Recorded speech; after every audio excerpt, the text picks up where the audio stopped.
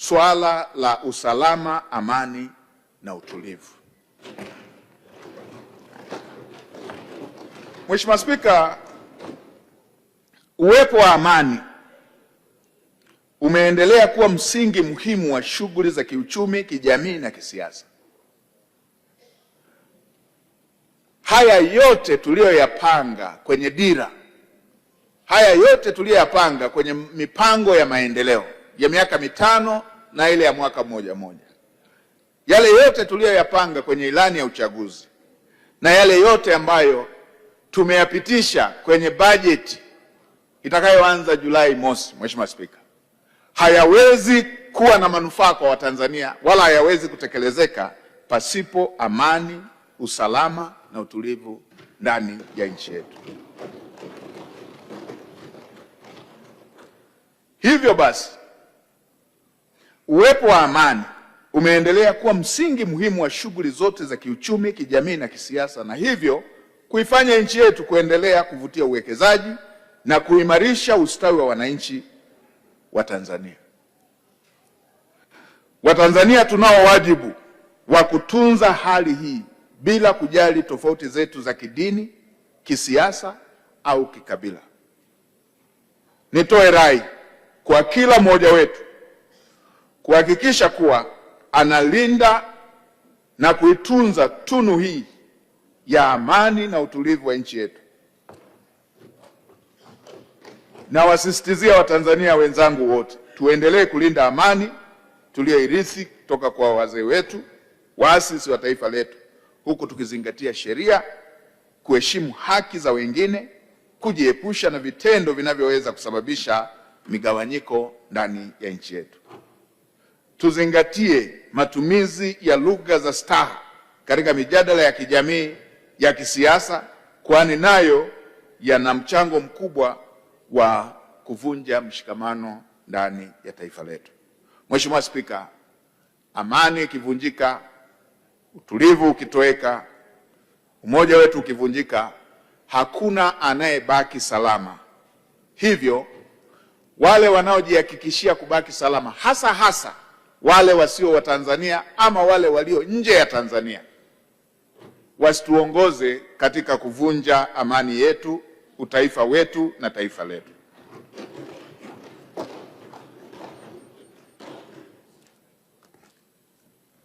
Amani, utulivu, mshikamano wa taifa hili si vitu vya kuchezewa, kwani vimejengwa kwa jasho, uzalendo, damu na hekima ya waasisi wa taifa letu. Kwa namna yoyote, na nimpongeze sana Mheshimiwa Waziri wetu wa mambo ya ndani, ametoka kutoa kauli na mwongozo ambao serikali itausimamia. Kwa namna yoyote, serikali haitaruhusu amani, utulivu na utaifa wetu uharibiwe na yeyote yule. Haya yote ni mambo ambayo wala tusidanganyane, wala hatutaruhusu yachezewe. Wala tusidanganyane. Swala la usalama, amani na umoja wa nchi yetu wala si mambo ya kujadiliwa, wala tusidanganyane, wala hatutaruhusu viharibiwe.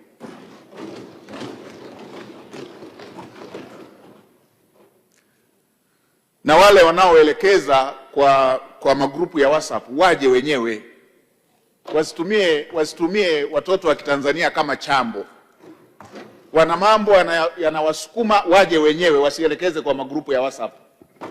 Wasikae huko na kutumia simu na mitandao na magrupu ya WhatsApp kuchochea vurugu kwenye nchi yetu. Waje wenyewe.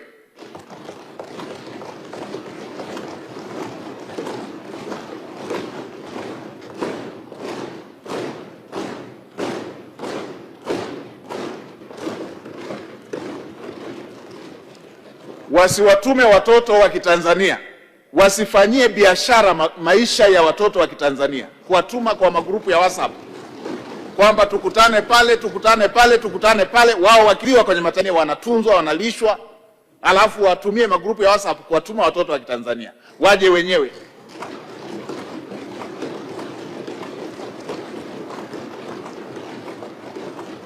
Kama nchi hatutaruhusu nchi yetu ichezewe, wala hatutaruhusu amani ya nchi yetu ichezewe na mtu yeyote.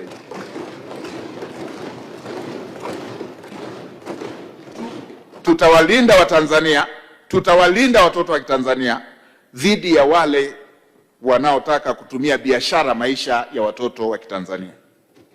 Tanzania ni nchi yetu sote, na hatutakuwa tayari kuona mtu yeyote ama kikundi chochote chenye maslahi yeyote kulitumbukiza taifa letu katika migawanyiko, vurugu, machafuko na kusababisha matatizo katika nchi yetu.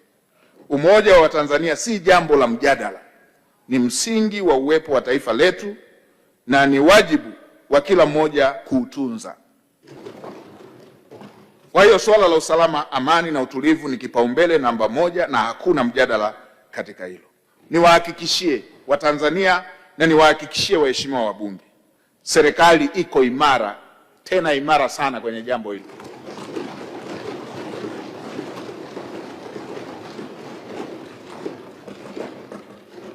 Wote misingi ya utawala bora na kuhakikisha kwamba shughuli mbalimbali za kijamii, kiutamaduni, kidemokrasia, za kiuchumi zinazingatia sheria, taratibu, mila, desturi na katiba yetu ya nchi.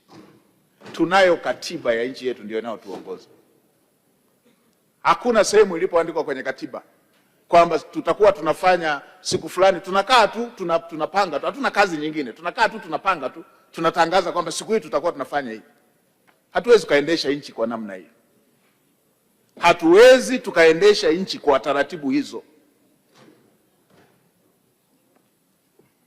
kwamba watu wanakaa tu, si taifa gani huko, wanakaa tu huko, wamejifungia, wanalishwa, wanalipwa, wanatutajia tarehe tu kwamba tarehe hii tutakuwa na jambo hilo. Hatuwezi tukaendesha nchi kwa namna hiyo.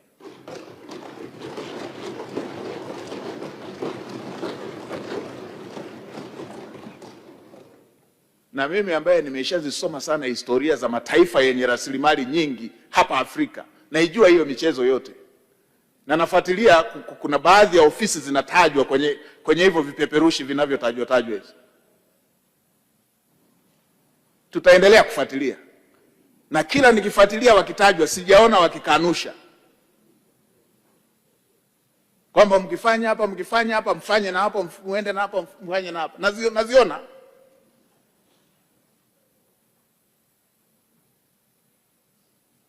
Sasa wengine tulizaliwa bila uoga. Tutafuatilia moja baada ya nyingine, lakini uhakika mmoja naoambia,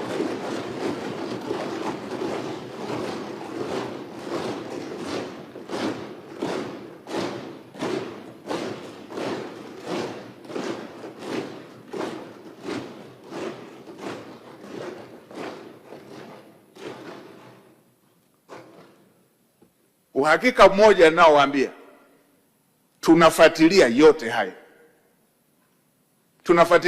hayo. Tunawaambia kama au wanaoandika magrupu ya WhatsApp wao wakiwa huko, tunawaambia wao na wanaowatuma, hatuwezi kutetereka kwenye jambo la kuilinda nchi yetu na rasilimali zake.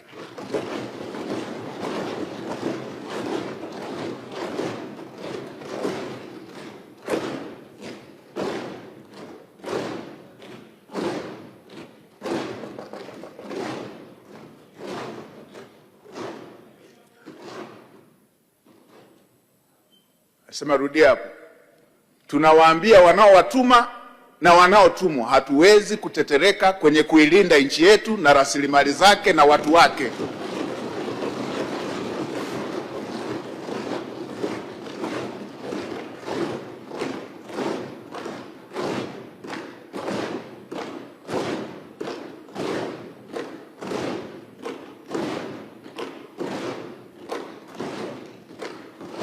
Tutailinda nchi yetu, tutawalinda Watanzania, tutalinda rasilimali zake, na wala hatutaruhusu watoto wa Kitanzania watumike kibiashara na wale wenye maslahi yao binafsi. Swala la amani ya nchi yetu si jambo la mjadala, na swala la usalama wa nchi yetu si jambo la mjadala. Mheshimiwa Spika, Mheshimiwa Waziri wa Sekta Mheshimiwa Waziri wa Mambo ya Ndani ya Nchi amelielezea kwa kirefu. Nasisitiza yale ambayo Mheshimiwa Waziri ameelekeza, taasisi zote zisimamie, zifuatilie kila hatua. Wananchi, endeleeni na shughuli zenu za kila siku. Nchi iko salama na wala hatutaruhusu michezo iwatoe wananchi kwenye kutekeleza shughuli zao za kimaendeleo. Hatutaruhusu michezo hii iwatoe Watanzania kwenye shughuli zao za kila siku za kujiletea maendeleo. Mambo mengine ni ya kibiashara tu. Mambo mengine wanaona nchi inapiga hatua,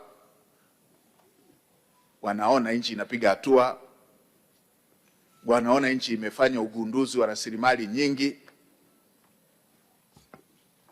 anza kuleta chokochoko hizo. Mungu alitugawia kila mtu na nchi yake.